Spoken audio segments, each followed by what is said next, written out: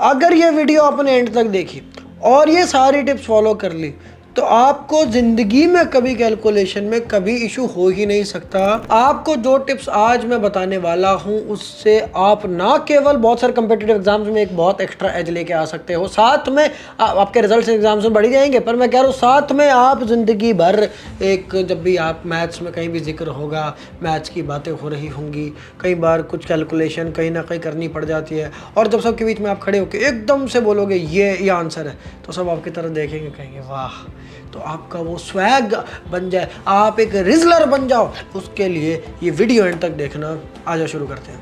Thing number 1, mental maths. आपको ना हमेशा मेंटल मैथ्स करनी है। आपको दिमाग में मेंटल मैथ्स होता है कि बहुत सारी कैलकुलेशन मैथ्स के अपने दिमाग के अंदर ही कर देना। तो मेंटल मैथ्स का एक्सपर्ट बनना है। मान लो आपको 17 इंटू 18 करना है, मान लो, ठीक है। तो 17 इंटू 18 ना इतना मुश्किल नहीं है, इट इज़ 306। मैं आपको समझाता हूँ कैसे। देखो 17 इंटू 9 होता है 153, उसका डबल कर दो 306। तो और आपको यानी आपके अंदर इतनी पावर होनी चाहिए, किसी भी चीज़ का डबल और ट्रिपल तो 1 मिनट में कर दो, समझ गए। ऐसे कई बार आपको ये पता है कि 40% का 30% क्या होता है? 12%। ठीक है। और 30% का 40% क्या होता है? वो भी 12% होता है। ठीक है। ये दोनों बेसिकली मल्टीपल है। 30% एक नंबर है, 40% एक नंबर है, और का मतलब ऑफ, तो ऑफ इज मल्टीप्लिकेशन। तो दो नंबर को मल्टीप्लाई कर रहे हो, आप उनको स्वैप भी कर दोगे तो आंसर सेम आएगा। ये सारी बेसिक चीज़ें हमारे को ऑफ कोर्स पता होनी चाहिए, और जब हम इनका रेगुलर अभ्यास करते हैं तो बिल्कुल ही हमारे लिए नेचुरल बातें बन जाती हैं। तो ऐसी बहुत सारी मेंटल मैथ्स आपको रेगुलर मैथ्स को माइंड में करने की कोशिश करनी चाहिए। जितने आप कैलकुलेशन के अंदर स्टेप्स को स्किप करोगे, जितना ज़्यादा मेंटली करोगे, उतना आपके दिमाग पे लोड पड़ेगा। आपको उन नंबर्स को समझना पड़ेगा, उनकी वर्किंग को समझना पड़ेगा, और आपकी हैबिट में ये सारे नंबर्स आ जाएंगे। 1 से लेकर के 30 तक के सारे स्क्वायर्स याद कर लो। याद करने का तरीका बता रहा हूँ। आप ना ये सारे स्क्वायर्स वगैरह लिख करके अपने दीवार पर चिपका दो, और जब भी आप पढ़ाई से बोर हो रहे हो तो सामने ऐसे ही पढ़ लिया करो। तो जैसे मेरे को आज तक भी आ रहा, 27 का स्क्वायर होता है 729, 28 का होता है 784, 29 का होता है 729, 29 का होता है 841। आई एम सॉरी, ठीक है, वो भूल गया, पर जैसे मैंने देखो कैसे वेरीफाई किया। ठीक है, 29 है, 9 है एंड में, तो 9 इंटू 9 तो 81 होता है, तो एंड में 1 आना चाहिए था, तो 841 था। एक 841 हो गया, है ना। 30 का हो गया 900 हो गया, फिर ऊपर का भी थोड़ा बहुत, ये 31 का 961 होता है। तो ऐसे कर करके आप समझ रहे हो कि आपको सारी चीज़ें याद होनी चाहिए। ठीक है, ऐसी क्यूब्स आपको 15 तक याद होने चाहिए, टेबल्स आपको 20 तक याद होने चाहिए, तो स्क्वायर रूट्स आपको याद होने चाहिए। 10 का स्क्वायर होता है 3.162, 8 का होता है √2 कर लो, उसका डबल कर लेना, तो 2.2 का √2 का क्या होता है 1.414, तो उसका डबल क्या हो गया 2.828, है ना। ये हो गया है। ऐसे आप हर चीज़ का स्क्वायर रूट जो है ना आप याद करो। 7 का जहाँ तक, if I am not wrong, 2.65 शायद था। 6 का होता था 2.449, ठीक है। 5 का होता था 2.236, 4 का तो 2 होता है, 3 का 1.732 होता है। तो ऐसे करके यानी कि सोचो ये नंबर्स जो है मेरे लिए कितने नॉर्मल है। तो ऐसे आपको ये नंबर जो है आप अपने दीवार पे चिपका लो, आप अपने लिए याद करो नंबर्स को। जब भी इनकी यूसेज होगी तो आपको ये याद आएंगे। ये जो फ्रैक्शंस होते हैं कि 50% का मतलब क्या होता है 1/2, ठीक है। 12.5% होता है 1/8, ठीक है। 33% क्या होता है 33.33% क्या होता है 1/3। तो ये फ्रैक्शंस वगैरह इनके आपको ना पता हो, कई लोगों को नहीं पता होते, तो ये सारे आपके दिमाग में एकदम क्विक लिंकेजेस होने चाहिए। अप्रॉक्सीमेशन के एक्सपर्ट बन जाओ। कहीं पे 8.21 में फंस रहे हो, कहीं पर 8.35, 8.3, 8.2। आपने ज़्यादातर तो MCQs वाले पेपर्स में जाते हो, तो MCQs में ना जब मुझे दिख रहा होता है ना कि भाई जो आंसर्स हैं बहुत दूर दूर हैं, कि एक आंसर है 8.3, एक आंसर है 16.7, एक आंसर है 4.1, एक आंसर है 100, तो जब मुझे बस क्या ढूंढना है कि एक अप्रॉक्सीमेट आंसर ढूंढना है और उसके आसपास जो भी नंबर होगा उस पर टिक करना है, तो वहाँ पर मैं बहुत ही लीनियंट हो जाऊँगा और बहुत हैवी अप्रॉक्सीमेशन लगाऊंगा।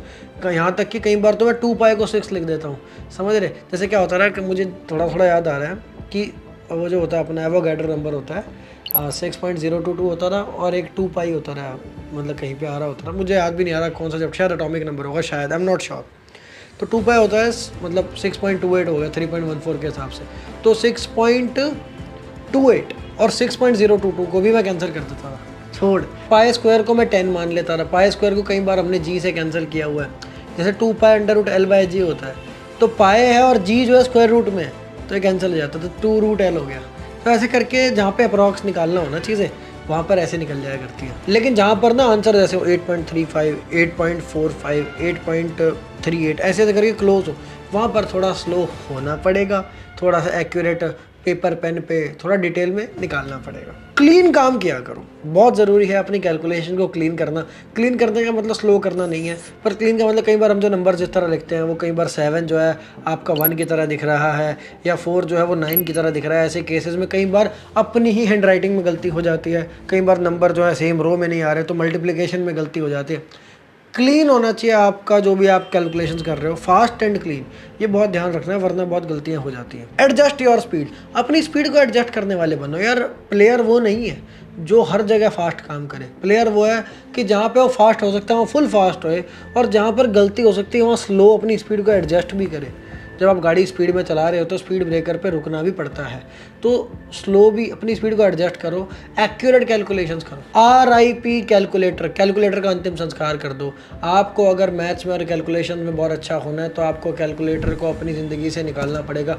कैलकुलेटर आपको जो है एक बहुत ही इंस्टेंट ग्रेटिफिकेशन देता है, बहुत ही क्विक आपकी चीज़ें कर देता है, जिस वजह से आपकी खुद की कैलकुलेट करने की एबिलिटी, खुद की नंबर्स पे से पकड़ ढीली हो जाती है। और आप याद रखना कि जब आप अपने एग्जाम में, नीट में, JEE में, CUET में या किसी भी और कम्पिटिटिव एग्जाम में जब आप वहाँ पे क्वेश्चन सॉल्व कर रहे होंगे तो आपके हाथ में कोई कैलकुलेटर नहीं होगा। आपको आप अपने भरोसे होगे, अपने हाथ से ही करना पड़ेगा। तो अगर आप आज अपने आप को डिसेबल कर दोगे, आज अपनी एबिलिटीज़ को ख़राब कर दोगे, तो कल को फिर आपके पास वो पावर नहीं होगी, और एग्जाम में जिस बंदे ने अपने हाथ से मेहनत करी होगी वो आपसे ज़्यादा आगे निकल जाएगा। कैलकुलेटर को हटाओ। कैलकुलेटर का यूज़ पता कब कर सकते हैं? जब आपको अपनी कैलकुलेशन में एरर निकालना हो तो वहाँ पर आप चेक कर लो कि हाँ यार कहाँ गलती, कहाँ गलती। कैलकुलेशन में एरर ढूंढना हो वहाँ पर कर लो, पर कैलकुलेटर को अवॉइड करो। टाइम मत बचाओ कैलकुलेशंस का, कैलकुलेशंस करो, इससे आपकी प्रैक्टिस होगी। जब आप ना ऐसा नहीं कर सकते, देखो मैं आपको एग्जांपल देता हूँ। जैसे मूल कॉन्सेप्ट एक चैप्टर होता है, उसमें नॉर्मेलिटी वगैरह ये सब रहते हैं, ठीक है, स्टोइशियोमेट्री होता है जैसे। तो इसके अंदर क्या होता है कि इसकी कैलकुलेशन एक यूनिक टाइप की कैलकुलेशन होती है। तो इन कैलकुलेशंस के नंबर्स यूनिक तरह के होते हैं, उन नंबर्स को आपस में मल्टीप्लाई करके रिजल्ट्स आते हैं। तो आपके वो नंबर्स, वो टेबल्स अपने आप ही स्ट्रेंथन हो जाते हैं जब आप अपने हाथ से करते हो। फिर जब आप एटॉमिक स्ट्रक्चर में आते हो तो उसके अंदर आपको पाए, एवोगाड्रो नंबर, वहाँ पर अलग तरह की कैलकुलेशन चलती है। फिजिक्स के किसी और चैप्टर में उससे अलग तरह की कैलकुलेशन। PNC में आओगे तो वहाँ पर आप नेचुरल नंबर्स की बहुत सारी कैलकुलेशन, कैंसलेशन, फैक्टोरियल्स, ये सब। तो हर चैप्टर आपको एक different way, different kind of calculation सिखाता है। तो आप किसी भी चैप्टर की अगर कैलकुलेशन को स्किप करोगे तो आपका वो वाला पार्ट वीक रह जाएगा, और एग्ज़ाम में वो आएगा, एग्ज़ाम में सब आएगा, तो आपको वहाँ पर इशू फेस होंगे। इसलिए हर जगह पर कैलकुलेटर को अवॉइड करके आप डायरेक्ट अपने हाथ से चीज़ें किया करो। यूनिट कन्वर्जन मास्टरी, आपको पता होना चाहिए कि 1 लीटर में कितने मिलीमीटर क्यूब होते हैं, 1 मीटर क्यूब में कितने मिलीमीटर क्यूब होते हैं, 1 मीटर में कितने डेसीमीटर, हेक्टोमीटर, ये सब होते हैं, 1 माइल में कितने किलोमीटर्स होते हैं, 1 जूल में कितनी कैलोरीज होती हैं, एक एटमॉस्फेयर में 1 बार में कितने पास्कल्स होते हैं। ये सारे यूनिट कन्वर्जन आपको पता होने चाहिए कि इलेक्ट्रिसिटी की यूनिट किलोवाट आवर में कितने जूल्स होते हैं। ऐसे ऐसे करके आपको बहुत सारे, ये सारे कन्वर्जन्स, ये सारी चीज़ें आपको पता होनी चाहिए, कंठस्थ होनी चाहिए। सारे कन्वर्जन फैक्टर्स, सारी यूनिट्स आपको कंठस्थ होनी चाहिए। लॉग और एंटी लॉग का यूज़ बहुत जगह बोर्ड के पेपर्स में या कहीं पे आपको लॉग टेबल्स कई बार दे दिए जाते हैं, और लॉग से कई बार कैलकुलेशन आसान हो जाती हैं। तो मैं कहूँगा कि ये बहुत इंपॉर्टेंट बेशक ना हो, पर लॉग और एंटी लॉग का यूज़ भी सीख लेना। लॉग्स कुछ याद भी होने चाहिए हमारे को, बल्कि JEE के अंदर अगर बात करें तो log 2, log 3, ये बेसिक लॉग्स आपको log 5 तक आपको पता होने ही चाहिए। तो ये सब लॉग्स आपको याद होनी चाहिए। लॉग और एंटी लॉग आपको निकालने आने चाहिए। कई बार आपको लॉग और एंटी लॉग की वैल्यूज़ दी जा सकती हैं। तो जैसे मैंने आपको कहा था स्क्वायर्स, क्यूब्स, स्क्वायर रूट्स वगैरह वगैरह याद करो। ऐसे लॉग की भी log 2, log 3, log 4, log 5, log 4 हो गया, 2 log 2 हो गया। तो इनकी प्रॉपर्टीज़ और थोड़े बहुत एंटी लॉग्स आपको पता होने चाहिए। ये कुछ चीज़ें, और एंटी लॉग अपना टेबल वगैरह यूज़ करना आपको आना चाहिए। सारे बेसिक तरह के टेबल्स आपको इन जनरल भी यूज़ करने आने चाहिए। वो टेबल वाली बुक आती है उसमें से। अगर आप मुझे फॉलो करते हो तो यार ये गलती आपके साथ कभी नहीं होनी चाहिए कि ओ मुझे ना याद नहीं आ रहा sin 30 की वैल्यू क्या थी, वो मैं भूल गया, तो sin 45 क्या होता था, वो tan 45, ये सब नहीं यार।